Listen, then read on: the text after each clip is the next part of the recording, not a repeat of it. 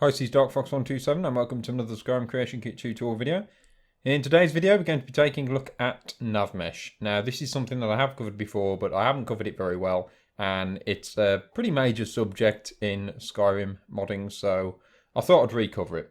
Now first of all I'm just going to explain, for those that don't know, quickly what Navmesh is.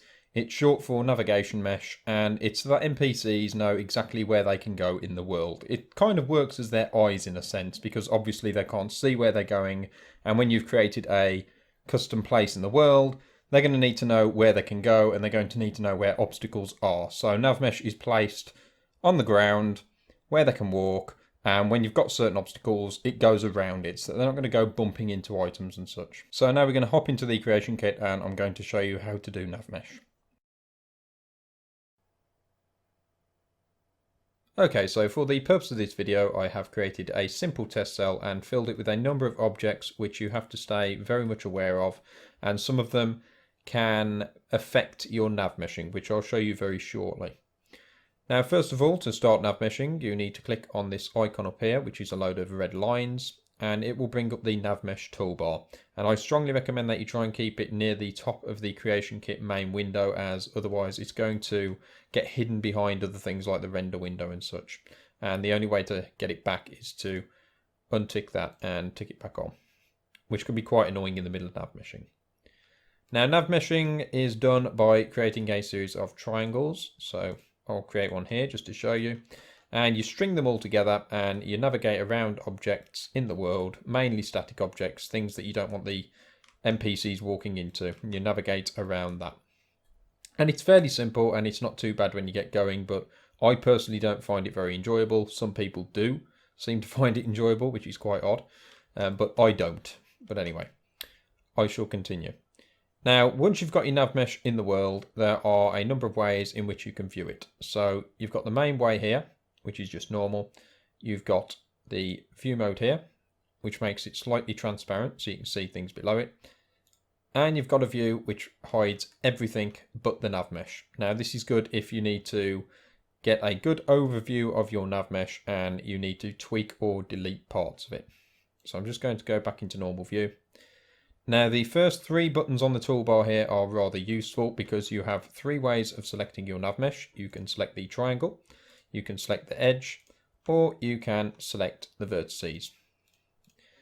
Now you can tweak these on and off, which ones you want, so you can just select one part of it if you like. So I can only select the triangle here, or I can select the triangle and the edges, or if I just wanted the vertices to select. Sorry, that was the wrong way there, but you get what I mean. You can select different parts of it. Now making Navmesh is really easy, so if I just get rid of that, you just alt click, or in most people's right click, and one thing to just quickly mention is you probably want snap to grid fully turned off, otherwise it's going to be snapping your Navmesh to grid and it's not going to let you do it very specifically or move things around very easily. So make sure that's off. Now as you can see, I created two vertices and one is green and one is yellow. The green one is the one that I've currently got selected, so if I create another one, I need to make a triangle out of these. Now I can select each of them by holding down Control and clicking them and tap A, or I could just select them that way and hit A that way. Now you need to select two vertices, hold down Control, alt click, and you'll create another triangle. And this is the quickest way to keep making triangles. And I'm going left to right, left to right. But say I suddenly want to go right and I've got these two vertices selected. If I go right now, it's overlapping, and you do not want this with Navmesh. This will break the Navmesh, bring up errors, and NPCs won't walk on it. So what you need to do here is delete that, continue Navmeshing, and make sure that you have the right vertices selected. So if I click Tab, that will quickly let me select those two vertices there.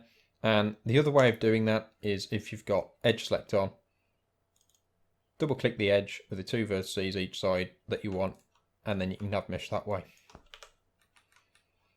So as you saw me do there as well, I want to link back to this Navmesh. I tend to hold down Control, select that vertex, and tap A. And I'll keep nav meshing that way.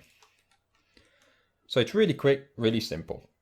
Now, sometimes you'll have already made your nav mesh and you might decide that you want to put a vertex somewhere. So if you make sure that you've got these two view modes on, the second two, and you can see I've got highlighted an edge. If I wanted to put a vertex here, click, and you can stick one in the middle. Now you can also merge these. So if I wanted to merge these into one, select them and click this one here. There are also shortcuts like hotkeys for the keyboard that you can use, and there's a full list on the Creation Kit wiki. I'm not going to go through absolutely every one of them, that'd be a waste of time. But in this case, you could use Q or just click on the toolbar and you can see it's linked them together. Now, say I wanted to select all of this nav mesh for whatever reason. I'm going to make sure I've got triangle mode selected, click on one, and I can use flood fill. And it will select all that nav mesh. So maybe if I've got a few patches and I want to get rid of a few patches, I'll click on a triangle out of each of them while holding down Control. So if I quickly just create some more nav mesh over here. Whoa, that went a bit wonky. Let's try that again. Quickly create some here. And say I wanted to select all this nav mesh, these two here, and delete them. I could flood fill, have them both selected, and delete them that way. Now, when nav meshing, you will find that certain items can get in the way. The most common items are banners. Banners are very annoying, and embers can be quite annoying. And this is because they have collision around them. If I tap F4, you'll see that they've got quite a wide field of collision sometimes, and Navmesh likes to hook itself onto collision for some unknown reason. So if, just change my view here, if I start Navmeshing over here like normal, everything looks fine, it's all looking good. And if I just tilt my camera, you'll see it's not what I thought it was. It's clung itself on to the banner, which is not good. So I'm going to delete that. I'm going to make sure my Navmesh toolbar is off, otherwise you can't select other items in the world. Click on my banner. I don't have to delete it and re-put it down. I can just tap one twice to hide it on the keyboard. And when you want to re-show items in this cell, you can Alt and 1, or you can just F5 and refresh the entire cell. In this case, I've got a couple of warnings which I can just ignore. They're to do with the NPCs face generation, so we don't need to worry about that.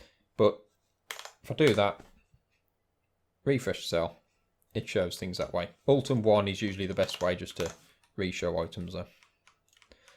The other thing here is the rug. Now, I could probably quite easily Navmesh over this rug without a problem, and it's going to be quite happy, but you can see it's quite messy. So usually what I like to do is also hide the rugs.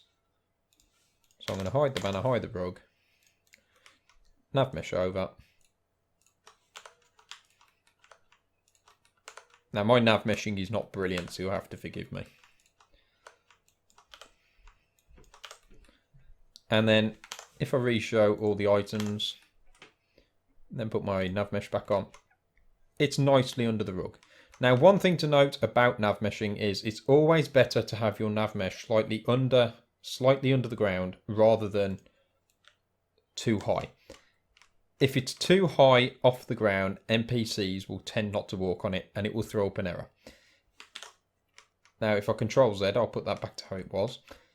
If it's slightly under the rug or under the ground, they've got more chance of using it. And it has to work that way because, as we'll see when I cover exterior nav mesh, sometimes you're having to nav mesh under some terrain. You can't perfectly lay nav mesh on terrain and such. So just remember, it's always better that it's a little underneath the floor than too high above it. Other things that you have to keep aware of when nav meshing are furniture markers. So as you can see, the markers are on here. If I just go out of Navmesh mode again, because a lot of the other things tend to get disabled, like hotkeys for the lighting and markers, they get disabled when this is enabled. So I'll knock off the Navmesh mode as I have, and I can tap M to show or hide my markers. So if you need to see your markers for this, make sure they're turned on by using M. And if I go into Navmesh mode, I need to make sure that I'm Navmeshing close enough to the bench Just going to change the mode there so I can see. Perfect example why we need that mode. And I'm just going to put a vertex there. So I need to nav mesh as close as I can to the bench. But be careful not to do what I've done there, which is nav mesh that close to the bench that an NPC could be coming from this direction and bumping into it. Sometimes you want to leave a bit of a gap between your nav mesh and the item. But make sure that they can access the markers. So the nav mesh is slightly under the markers. And you can actually turn the markers off anyway when you know where they are. And perfect your nav mesh. Just leave a bit of a gap. And they'll be able to access that.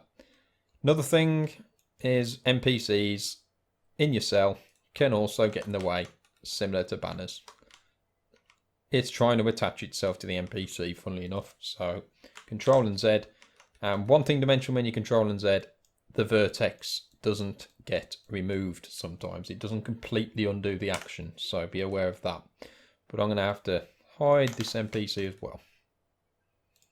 So when you're nav meshing, you need to nav mesh around anything that's permanently going to be there in the cell. So it's usually static objects. That's what you need to nav mesh around. So in this case, I need to be nav meshing around this fire pit. Just going to change view. Nav mesh around the fire pit. And they won't walk into it then. They'll know where that is. Okay, that's not filling for some reason. Hold on. There we go. So once you get the hang of it, you'll be able to do this fairly quickly. And it won't be a problem. Just a bit tedious and annoying for some. Like myself. And I'm just going to nav mesh around all of this.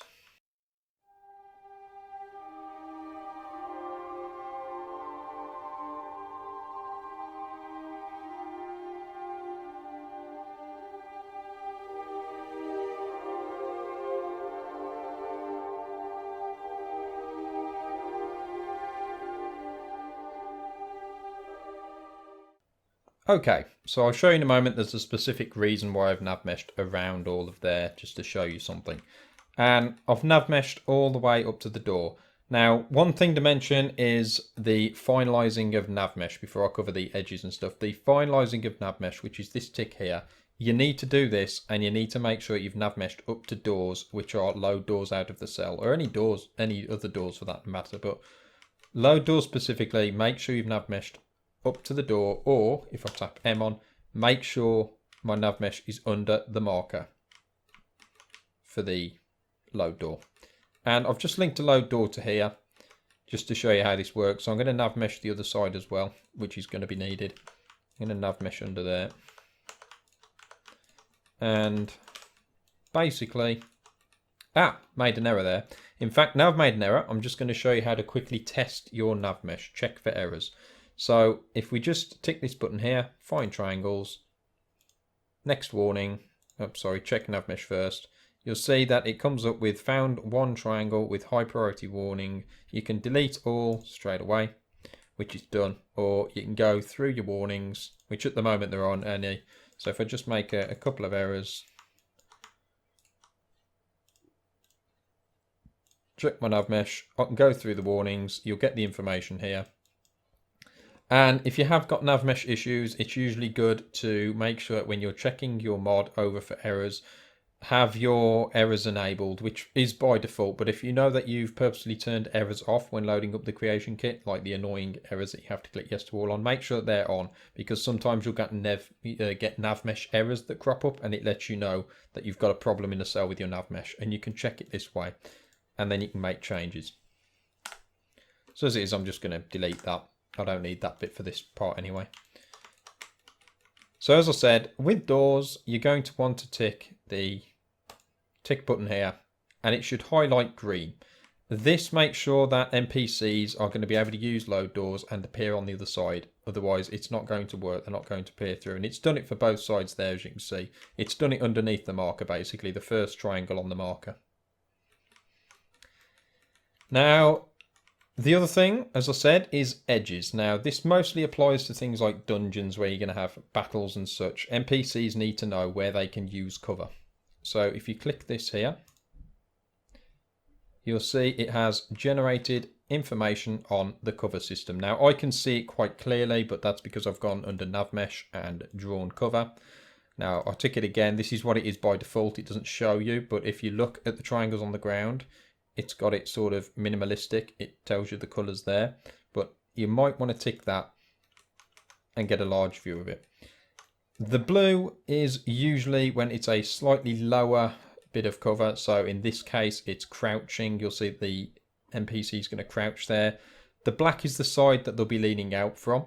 And the white is just normal sort of walls, normal cover. So white is where they're not going to be crouching. They're probably going to be fully standing up on this cover. And that works for all the nav mesh there. Now, one thing I have not mentioned is auto-generating nav mesh. You can get the game to automatically nav mesh for you, but I haven't mentioned it because I don't use it, and I don't recommend that you use it either, because it's not that good at all. It's usually recast based generation, and it's recommended that you change this number here, 32 to 8, and you click OK, and it automatically generates nav mesh. I find that it doesn't do a very good job, and you're going to spend a lot longer trying to fix the generated nav mesh than you're going to take just making your own. So I just strongly recommend that you nav mesh yourself anyway. That's probably better.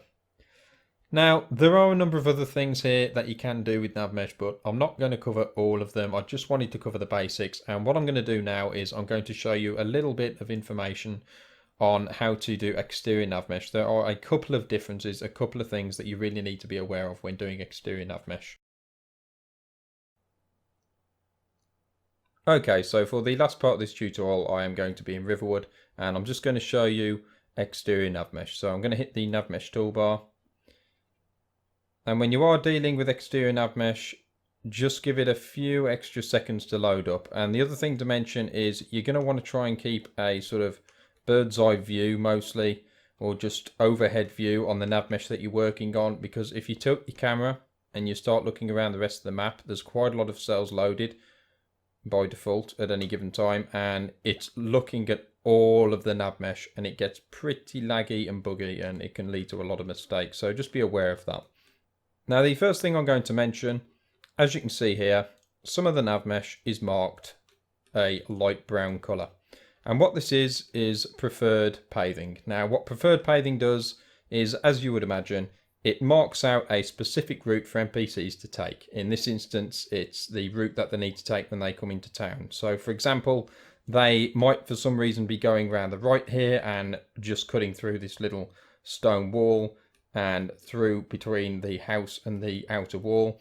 And it's a bit of a long way to go, and it's not really where they'd go to get into the town, but for some reason they might be doing that. So what preferred paving does is just mark out the path that they're supposed to be using when they're coming into town or wherever they're going. So that's what preferred paving does, and it's pretty simple to do. You just make sure you've got the triangle mode selected, hold Control, click on the triangles that you'd want them to use, and hit the preferred paving button there. Like I said before, there's a lot of shortcuts for this stuff, which I'm not really going to be going through. But as you can see, it marks out brown, and that's where they're going to be walking on when they're going somewhere. They're going to pick this route rather than a different route. The one thing that I want to just re-mention, and it is especially important when you're working with exteriors, is make sure that your nav mesh is always a little under the terrain as opposed to over the top of the terrain or too high off the ground. It's always better for it to be a little underneath rather than above, otherwise it's not going to work.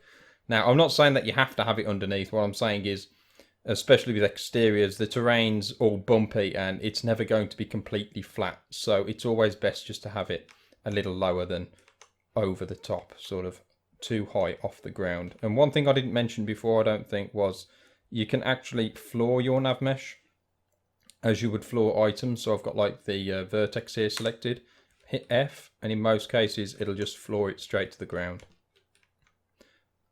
Another thing in terms of marking the triangles for certain things, you can do it for water basically. So you can tell NPCs where the water is on the nav mesh, because like I say, they can't actually see the water. That's not how NPCs work. They use the nav mesh to navigate around objects and know where things are. and it's no different with water. Now, as you can see, you'd need to nav mesh underneath the water, but it's pretty difficult when the water's in the way. So you just go on View, Show or Hide, and you can untick water. And in fact, you can do this for a number of other things like actors and such, but the main one that I'm on about here is just for water. So the water's disappeared, and now I can nav mesh there. And what you'll see is certain parts of the nav mesh, basically the nav mesh that's completely underwater, is marked a kind of nice blue colour. Now you do this by hitting the button up here, and it will either mark or unmark that part of the nav mesh. And this just lets the NPCs know that this is water. And this is quite important for, say, specific creatures like saber cats who don't like to go in water. So when they see on the nav mesh that this is all blue, it'll be like, okay, that's water, I can't go in there, and then they'll have to find another way around.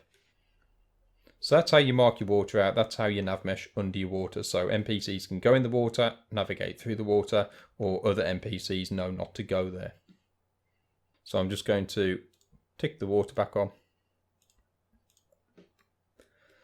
Now the last big difference with exterior nav mesh that I want to say about in comparison to interior is you are working with a number of different cells when you're working with an exterior zone. So as you can see, you've got these green markers. Now I like to call these kind of bridges across what is essentially the border between two cells with exterior sort of world spaces. Now, unfortunately, what you have to do here is Navmesh cannot just drag across all of the cells. For some reason, the Navmesh has to be linked together. So you've got some Navmesh in this cell and you've got some Navmesh in this cell. Now, if you want the NPC to cross from this cell to this cell, you have to bridge the Navmesh. Now, I'm just going to change the kind of view mode there so we can see this. If you zoom in here, you'll see that the vertices are pushed right up to the edge and they can't go any further. I'm pushing there, it won't go any further over. And you have to have Navmesh on the other side, and this has to push right up to the edge as well. And you have to try and connect your two vertices together on each side of the Navmesh, all along the border, all your vertices linked together. You have to push them up, otherwise I'll show you what happens. These aren't linked together. And finalize. Now, it's recommended that you finalize your Navmesh each time that you make a change to interior or exterior Navmesh. Whenever you make changes or add some new Navmesh, just finalize it. And as you can see, that sort of bridge has disappeared. What this means is an NPC cannot go from this part of the Navmesh and just cross the border over to here. They're going to have to walk around now and trying to find one of these bridges in the Navmesh to cross over. And this can be especially annoying when, say, the worst case scenario is that you have placed a building right here. Say you've placed a building here that doesn't have any sort of interior cells, it's all exterior. And you put the building here and it's crossing over these four cells.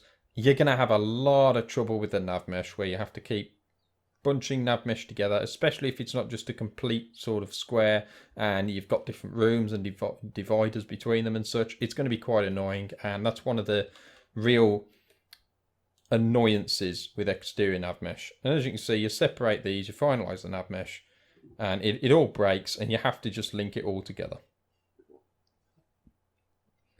So what I'm going to do, I'm going to make sure all this is now pushed back together. So push it right up to the edge. It's like sewing it together. And finalize it. Now sometimes it can be quite picky and it doesn't always like to work first time, so you might have to just tweak it a bit and really push it right up to the edge. And like I say, it can also be quite annoying when you're working with different height terrain and different height kind of vertices. So I think the one thing I haven't mentioned is just to make sure that they are on the same level roughly of the terrain. Rise them up a bit, hit F like you would with objects, and it should floor it to the terrain. And do that with both vertices, put them together, finalize your Navmesh, and it should link together. And like I say, just be very patient with the toolbar for Navmesh and Navmeshing in general when you're working with exterior cells, because it's got quite a lot more to load. So that's it for this tutorial video. I hope you found it useful. If you did, then let me know in the comment section below. If you find there's anything that I didn't really cover in this Navmesh tutorial, something that I forgot, or some other information that you would like to know about, then you can check out more information on the Creation Kit wiki, or the links will be in the description below. Also be sure to check out my social media and my website at www.darkfox127.co.uk, and if you haven't hit that like and subscribe button already, please do so. Thank you very much for watching, and I'll speak to you next time.